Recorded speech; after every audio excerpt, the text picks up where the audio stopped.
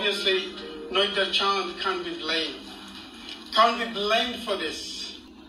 Anybody would give in to the sparkle of the beauty of Mahua.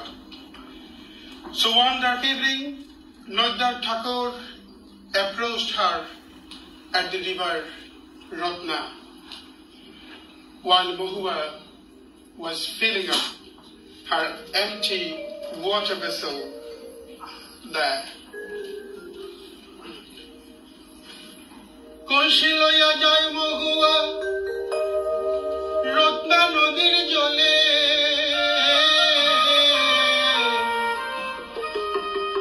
নদার চাঁদ ঘাটে গেল সেই না সন্ধ্যাকালে ওরে কলসি লইয়া যায় মহুয়া রত্না নদীর জলে ওরে কলসি লইয়া যায় মহুয়া রত্না নদীর জলে নদার চাঁদ ঘাটে গেল সেই না সন্ধ্যাকালে